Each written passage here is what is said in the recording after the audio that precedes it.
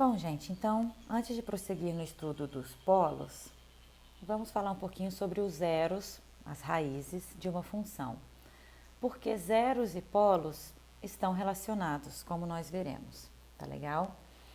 Então, suponha que a gente tenha f, uma função analítica, em um ponto z0, tá bom? Então, como f é analítica em z0, nós sabemos que as derivadas de todas as ordens existem nesse ponto e em uma vizinhança de z0 também. Então, eu vou dizer que z0 é um zero de ordem m de f, se então nós tivermos f de z0 igual a zero, tá bom? Assim como f' de z0, assim como f segunda, assim como as derivadas até a ordem m-1 de z0, todas essas se anulam e a derivada de ordem m em z0 não se anula. Tá legal, gente? Ok, então essa é uma definição. Temos uma outra definição alternativa que na realidade é um teorema. E esse teorema diz o seguinte: bom, então seja f analítica em z0. Então são equivalentes.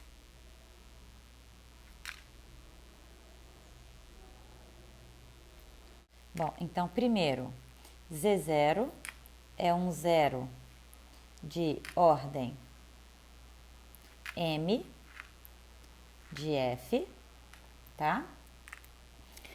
Segunda, então, podemos escrever f de z como sendo z menos z0 elevado a m vezes g de z, onde, então, a função g de z é analítica e não se anula em z0, tá bom? Onde z de g é analítica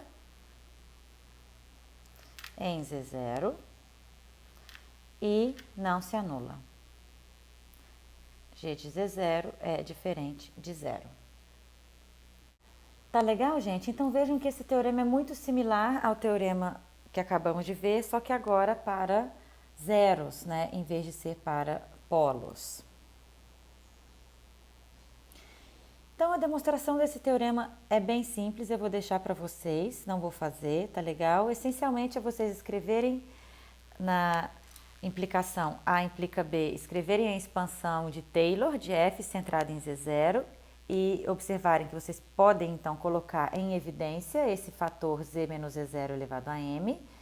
E para a implicação B implica A, vocês vão escrever a série de Taylor de G centrada em z0, tá legal? E já que f tem essa escrita dessa forma, por causa dessa definição que nós demos anteriormente, z0 aparece como sendo um zero de ordem m. Tá bom? Vocês podem verificar sem dificuldades. Então, por exemplo, ó, então, se a gente olhar para a função f de z igual a z elevado ao cubo menos 1, nós vemos que z0 igual a 1 é uma raiz, né? É um zero da função f de z. Então, fazendo a divisão de z cubo menos 1 por z menos 1, nós vemos que nós podemos escrever f como sendo z menos 1 que multiplica z2 mais z mais 1. Tá? Então, aqui é a nossa função g. F e g são inteiros, né? Porque são polinômios. E nós temos que g de 1 é igual a 3, que é não nulo, certo? Portanto, a nossa conclusão, aplicando o teorema, é que z0 igual a 1 é um zero de ordem 1 de f. tá bom? Poderíamos também ter usado a primeira definição, quer dizer, a gente vê que f de 1 dá 0, porém, f' de z, isso é 3z ao quadrado, e, portanto, f' de 1 é 3, que é diferente de 0. Então, realmente, 1 é um zero de ordem 1 da função f, tá bom? Bom, gente, então nosso próximo resultado com respeito de zeros de uma função diz que os zeros de uma função analítica devem ser isolados. Quer dizer, deve existir uma vizinhança em torno desse ponto, né? Um pequeno disco, onde o Z0 é o único zero de f nessa vizinhança. Então, esse teorema diz o seguinte. Suponha então que a gente tenha uma função f e um ponto Z0, tais que, então, sejam f uma função, z0 um ponto, tais que. Então, primeira coisa, f é analítica em z0.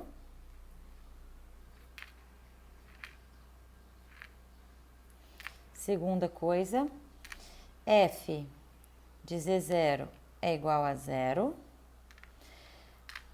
E f não é identicamente nula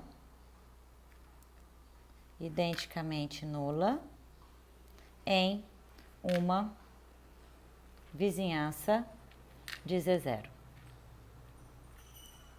Tá legal? Então, f de z é diferente de 0 para todo z aí em um disquinho centrado em Z0 e raio epsilon. Bom, um disquinho perfurado, né? Porque estamos supondo que a f sim se anula em Z0. Mas não vai se anular em todos os pontos de uma vizinhança de Z0. Tá legal, gente? Bom, então isso decorre do seguinte fato. Como a nossa função f é analítica em Z0, ela tem uma expansão de Taylor, certo? Centrada em Z0, e essas derivadas não podem todas se anular, porque senão a própria expansão de Taylor ia se anular em uma vizinhança de Z0 e a nossa f poderia ser identicamente nula nessa vizinhança de Z0. Então, o que deve ocorrer é que um número finito dessas derivadas se anula, mas algumas delas não se anulam. Certo? Então, pelo teorema anterior, segue que a gente pode escrever a nossa f de z como sendo z menos z0 elevado a m vezes g, tá?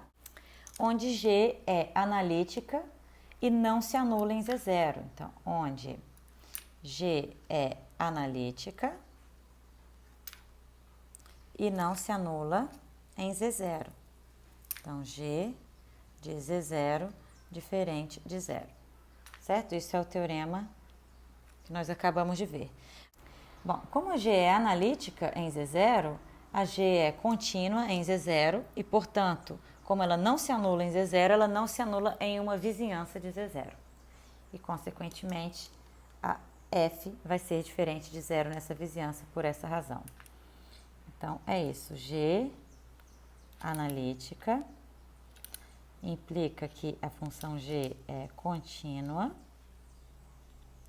e, portanto, g de z diferente de 0 em uma vizinhança.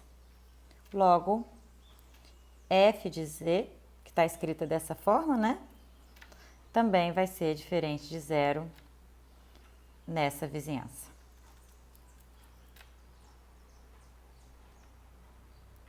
Exceto, é claro, no ponto Z0. Tá legal? E aí, gente, como consequência desse teorema, nós temos um outro teorema, cuja demonstração eu vou deixar de exercício para vocês, porque ela é bem tranquila, só ler ali no livro, que diz o seguinte. Bom, então, de novo, sejam f uma função, z0 um ponto, tais que Bom, então, F é analítica em uma vizinhança, vou chamá-la de N0, do ponto Z0, tá? E 2, então, F se anula para todo ponto, seja em um pequeno domínio dentro dessa vizinhança, seja em um segmento de reta que contém Z0. Então, F de Z é igual a 0 para todo Z em um domínio D contido em N0 ou Z em um segmento de reta que contém Z0, certo? Então, nós estamos aqui com o nosso ponto Z0, a função F é analítica aí em uma vizinhança N0 desse ponto, e suponho que ela se anule para todo ponto em um domínio ou então em um segmento de reta que passa por Z0, esteja aí ainda contido dentro de N0. Então, F é identicamente nula em N0. Tá legal, gente? Bom, gente, então o que acontece aqui? Olha, a primeira observação que a gente tem que fazer é que, dadas essas duas hipóteses, existe aqui uma vizinhança de Z0, tá bom? N, onde a nossa função deve ser identicamente nula.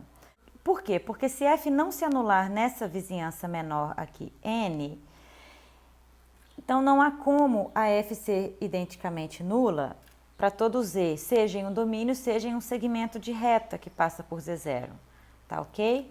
Então, a gente já começa observando que, nessas condições, a F deve se anular em toda uma pequena vizinhança N aqui de Z0. Então, a expansão de Taylor de F centrada em Z0 se anula, certo? As derivadas de todas as ordens se anulam e, como consequência disso, ela vai se anular também nessa vizinhança maior N0. Tá legal? Deixo os detalhes para vocês verificarem, mas a ideia é essa.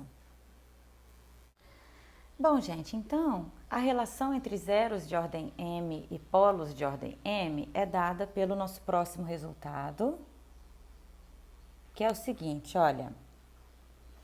Então, suponha que, primeiro, a gente tenha duas funções P e Q analíticas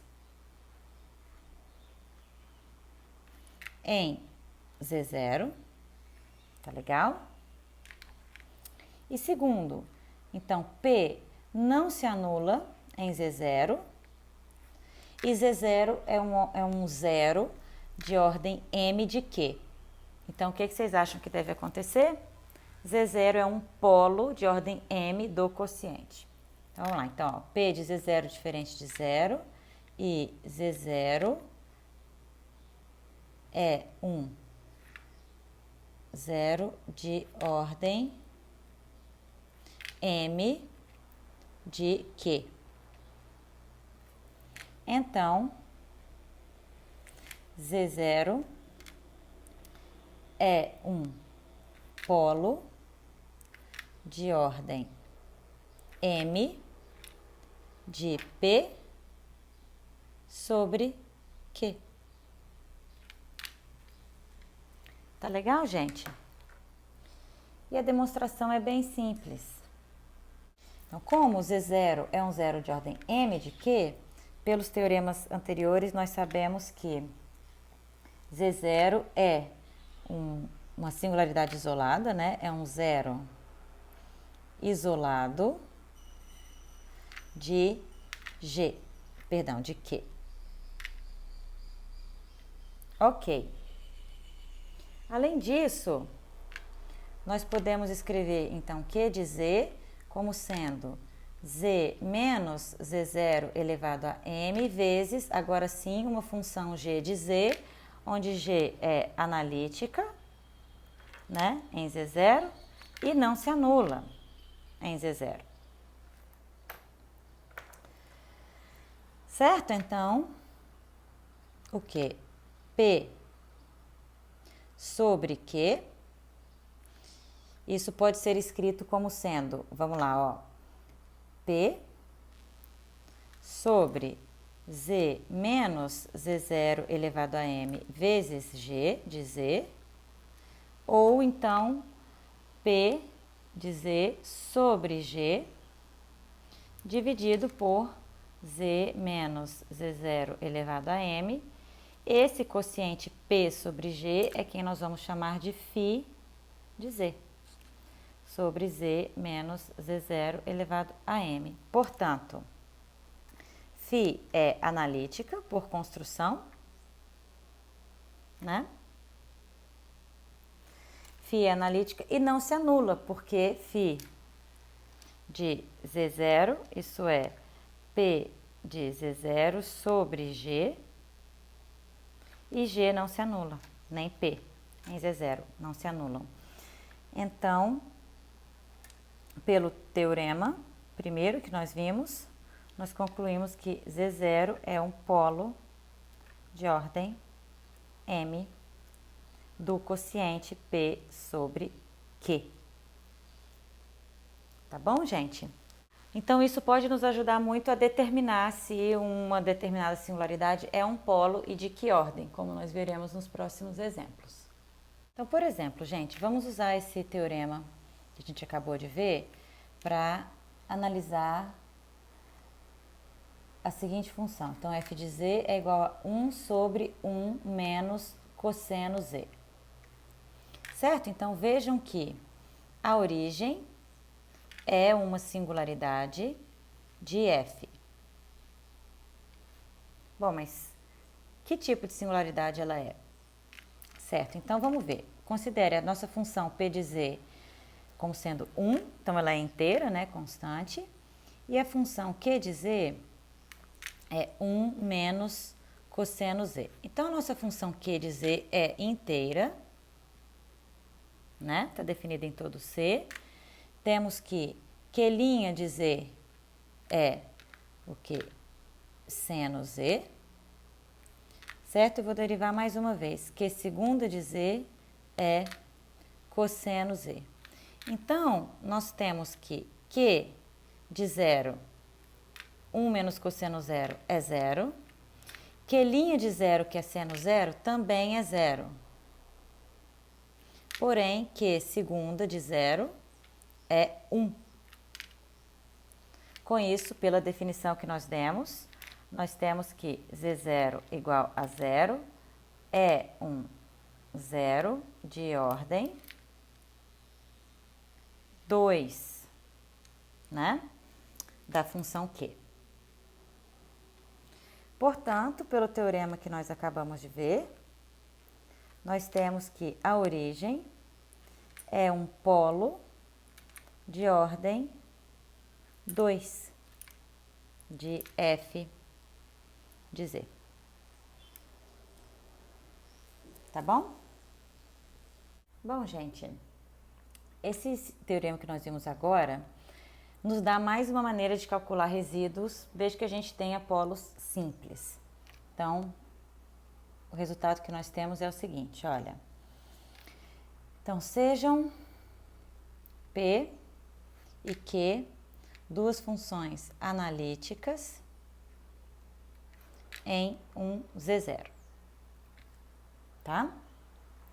Então, se P de Z0 for diferente de 0, Q de Z0 for igual a 0, mas Q' de Z0 for diferente de 0, quer dizer, Z0 é um zero de ordem 1, né, da função Q, então a função f de z igual a P sobre Q.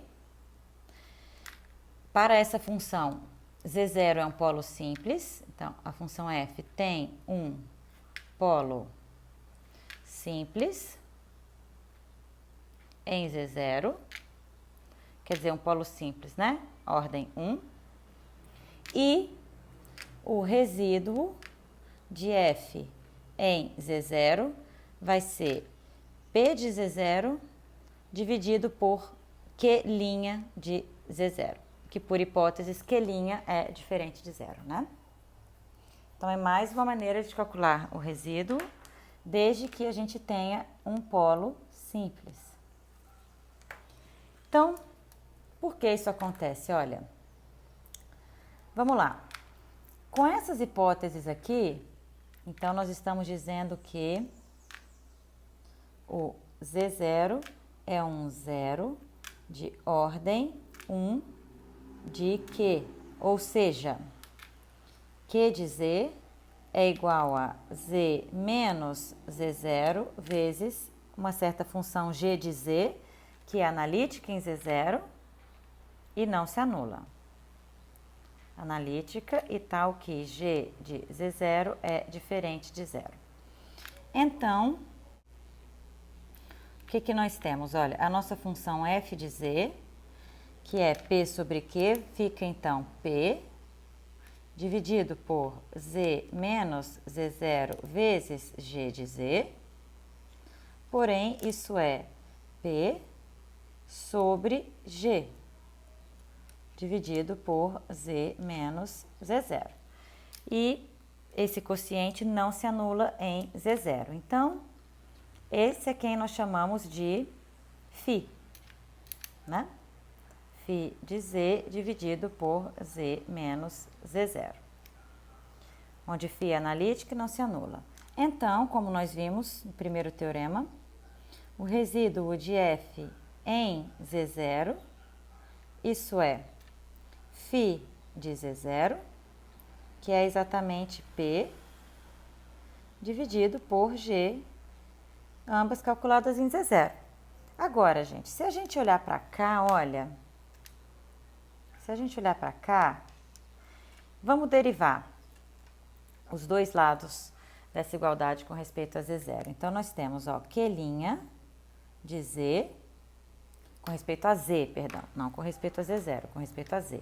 Q', isso é, bom, então, Z menos Z0 vezes G' de Z, mais G de Z, vezes a derivada desse termo, que é 1. Quando eu faço, portanto, Q' de Z0, esse primeiro termo se anula, Z0 menos Z0, isso aqui desaparece, me sobra apenas G de Z0. Então, de fato, o que nós temos aqui é P sobre Q' de Z0. Tá legal? Então, mais uma maneira de calcular um resíduo, se a gente souber que a singularidade é um polo simples. Certo, gente? Então, por exemplo, ó, vamos lá. Vamos considerar a função f de z igual a cosseno z sobre seno z, quer dizer, função cotangente de z. Tá legal? Então, nós temos aí duas funções inteiras, né? A P é o cosseno z e a Q de z é seno z. Ok. Então, quais são os zeros dessa função Q de z? Bom, nós temos que Q de z igual a zero, se e somente se, então z é da forma n vezes π, que são os zeros da função seno, né? Para n inteiro. Então, são uma infinidade de zeros, porém todos isolados, a uma distância π do zero seguinte. Então, o que nós temos? Olha, P de nπ, isso é cosseno de nπ, isso é menos 1 elevado a n, né? Vai ser 1 se n for par e menos 1 se n for ímpar. Q de nπ, bom, isso aqui é igual a zero. E Q' de nπ, isso é a mesma coisa, né? Isso é cosseno de nπ, que é menos 1 elevado a n. E isso é diferente de zero, ou seja, todos os zeros de Q são isolados e de ordem 1, né? E tem ordem 1. Então, o fato de que os pontos da forma NP são zeros isolados de que zeros de ordem 1 e P não se anula nesses pontos, essas três informações aqui nos dizem que os pontos do tipo NP são polos de ordem 1, ou seja, polos simples de F, que é cosseno, que é cosseno Z sobre seno Z. Então, como são polos simples, nós podemos aplicar o teorema que nós acabamos de ver. Então, o resíduo de F em cada uma dessas singularidades vai ser, então, P, calculada na singularidade, dividido por Q'. Então, isso nos dá menos 1 elevado a n, dividido por menos 1 elevado a n, que dá 1. Então, são todos os pontos do tipo NP são polos simples com resíduo 1. Então, realmente são teoremas muito úteis, né? Porque a gente não fez nada, não tivemos que achar expansão de Laurent, de nada. E já temos aqui essas informações. Certo, gente? Vamos ver mais um exemplo. Vamos olhar aqui para a função f de z igual a z dividido por z elevado a 4 mais 4. Então, o ponto 1 mais i, esse cara é uma dos zeros aqui de z elevado a 4 mais 4, certo? É um zero de z elevado a 4 mais 4. Vocês podem aí verificar. Tá legal? Então, o que nós temos? Nós temos que P de z, isso é z, ou seja, é uma função inteira, e P de 1 mais i, portanto, é, obviamente, igual a 1 mais i, que é não nula. Certo? Bom, Q de z, isso é z elevado a 4 mais 4, também é uma função inteira, e Q de 1 mais i é igual a 0. Q' de z, isso é 4z ao cubo, e, portanto, Q' de 1 mais i, isso é 4 vezes 1 mais i ao cubo, que é diferente de 0. Então, essas três informações nos dizem que 1 mais i é um polo simples de F, pelo teorema que nós acabamos de ver. E aí, como é que fica, então, o resíduo de F neste polo, nessa singularidade? Então, vai ficar P calculado em 1 mais i, dividido por Q'. Então, isso nos dá 1 mais i, dividido por 4, que multiplica 1 mais i ao cubo. Isso é 1 sobre 4 vezes 1 mais i ao quadrado, né? Simplifica. Então, isso dá 1 sobre 4 vezes 1 mais i ao quadrado dá 2i. Então, isso é 1 sobre 8i, que dá menos i sobre 8. Então, esse é o resíduo.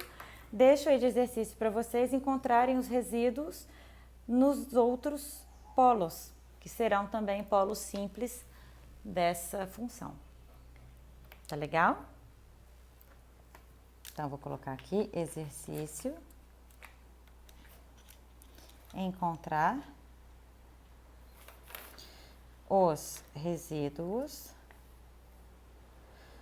nos demais polos.